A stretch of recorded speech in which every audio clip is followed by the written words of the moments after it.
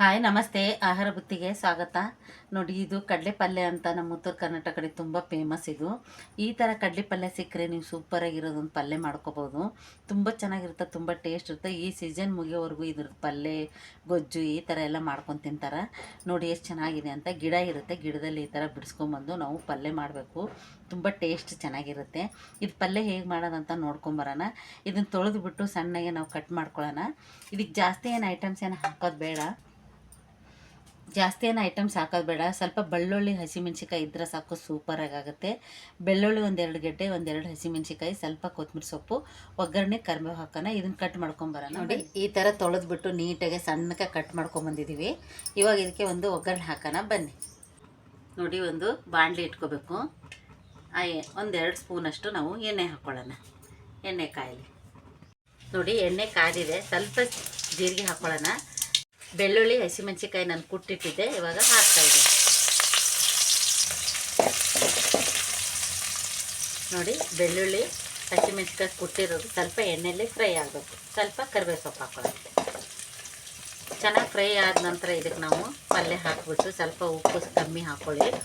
ಜಾಸ್ತಿ ತಿನ್ನೋರಿದ್ರೆ ನೋಡ್ಕೊಂಡ್ಬಿಟ್ಟು ಉಪ್ಪು ಹಾಕೋಬೇಕು. ಉಪ್ಪು ಜಾಸ್ತಿ ಆದರೆ ಇದು ಪಲ್ಯ ಅಷ್ಟು ಚೆನ್ನಾಗಾಗಲ್ಲ. ನೋಡ್ಕೊಂಡ್ಬಿಟ್ಟು ಉಪ್ಪು ಹಾಕ್ಕೊಳ್ಳಿ. ನೋಡಿ, ಇವಾಗ ಬೆಳ್ಳುಳ್ಳಿ, ಹಸಿಮೆಣ್ಸಿಕಾಯಿ ಚೆನ್ನಾಗಿ ಫ್ರೈ ಆಗಿದೆ. ನಾನು ತೊಳೆದಿಟ್ಕೊಂಡು ಕಟ್ ಮಾಡಿರೋದು ಪಲ್ಯ ಹಾಕ್ತಾಯಿದ್ದೀನಿ. ಇದೆಲ್ಲ ಪಲ್ಯ ಹಾಕೊಂಡ್ಬಿಟ್ಟು ನಾವು ಇದನ್ನು ಫ್ರೈ ಮಾಡ್ಕೊಳ್ಳೋಣ. ನೋಡಿ, ಇದು ಹೀಗೆ ಆದರೂ ಮಾಡ್ಕೋಬೋದು, ಇಲ್ಲ ಅಂದರೆ ಒಂದು ಮೊಟ್ಟೆ ಹಾಕೊಂಡು ಮಾಡಿದ್ರಂದ್ರೆ ಇನ್ನೂ ಚೆನ್ನಾಗಿರುತ್ತೆ. ಇವಾಗ ಇದಕ್ಕೆ ನಾನು ಒಂದು ಮೊಟ್ಟೆ ಒಡೆದು ಹಾಕ್ತಾಯಿದ್ದೀನಿ. ಮೊಟ್ಟೆ ತಿಂದಾದವರು ನೀವು ಹಾಗೆ ಮಾಡ್ಕೋಬೋದು. ಮೊಟ್ಟೆ ತಿನ್ನೋರು ಮೊಟ್ಟೆ ಹಾಕಿಬಿಟ್ಟು ನಾವು ಮಾಡೋಣ. ನಾನೊಂದು 2 ಮೊಟ್ಟೆ ಇದಕ್ಕೆ ಹಾಕ್ತಾಯಿದ್ದೀನಿ. 2 ಮೊಟ್ಟೆ ಹಾಕಿಬಿಟ್ಟು ಇದಕ್ಕೆ ನಾವು ಇವಾಗ ಚೆನ್ನಾಗಿ ಫ್ರೈ ಮಾಡ್ಕೊಳ್ಳೋಣ. ನೀವು ಮೊಟ್ಟೆ ತಿನ್ನಲಾರ್ದವ್ರಿದ್ರೆ ಮೊಟ್ಟೆ ಸ್ಕಿಪ್ ಮಾಡ್ಕೋಬೋದು.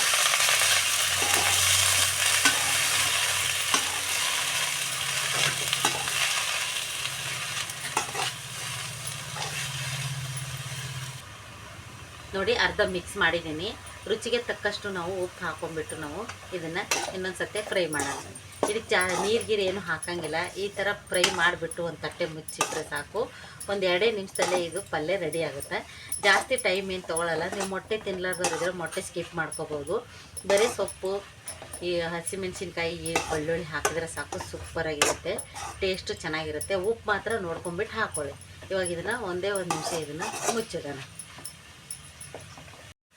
ನೋಡಿ, ಇವಾಗ ನೀಟಾಗಿ ಇದನ್ನು ತಿರುಗಿಬಿಟ್ಟು ನಾವು ಉಪ್ಪು ಹಾಕಿದ್ದೀವಲ್ಲ, ಇನ್ನೊಂದು ಸತಿ ಮಿಕ್ಸ್ ಮಾಡ್ಕೊಂಡ್ಬಿಟ್ಟು ಒಂದೇ ಒಂದು ನಿಮಿಷ ನಾವು ತಟ್ಟೆ ಮುಚ್ಚಿಟ್ಟಿದ್ರೆ ಸಾಕು, ಸೂಪರಾಗಿ ಪಲ್ಯ ರೆಡಿ ಆಗುತ್ತೆ.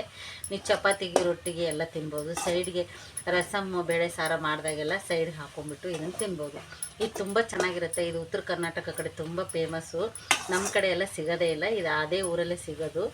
ಇವಾಗ ಇದನ್ನು ನೀಟಾಗಿ ನೀವು ಆ ಸೀಸನ್ ಮುಗಿಯೋವರೆಗೂ ನೀವು ಪಲ್ಯ ಯಾವ ಥರ ಬೇಕಾದರೂ ಮಾಡ್ಕೊಂಡು ತಿನ್ಬೋದು. ಬೇಳೆ ಹಾಕಿ ಮಾಡ್ಬೋದು, ಹಾಗೆ ಮಾಡ್ಕೋಬೋದು, ಉಪ್ಸಾರು ಮಾಡ್ಕೋಬೋದು. ಯಾವ ಥರ ಪಲ್ಯ ಆದರೂ ನೀವು ಮಾಡ್ಕೊಂಡು ತಿನ್ಬೋದು.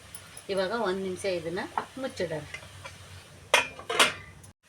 ನೋಡಿ, ಇವಾಗ ನೀಟಾಗಿ ಇದನ್ನು ತಿರುಗಿಬಿಟ್ಟು ನಾವು ಉಪ್ಪು ಹಾಕಿದ್ದೀವಲ್ಲ, ಇನ್ನೊಂದು ಸತಿ ಮಿಕ್ಸ್ ಮಾಡ್ಕೊಂಡ್ಬಿಟ್ಟು ಒಂದೇ ಒಂದು ನಿಮಿಷ ನಾವು ತಟ್ಟೆ ಮುಚ್ಚಿಟ್ಟಿದ್ರೆ ಸಾಕು, ಸೂಪರಾಗಿ ಪಲ್ಯ ರೆಡಿ ಆಗುತ್ತೆ.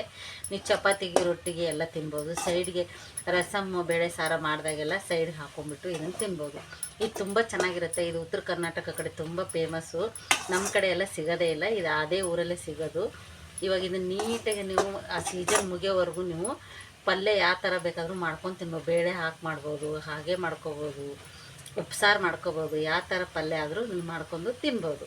ಇವಾಗ 1 ನಿಮಿಷ ಇದನ್ನು ಮುಚ್ಚಿಡೋಣ. ನೋಡಿ, ರೆಡಿಯಾಗಿದೆ.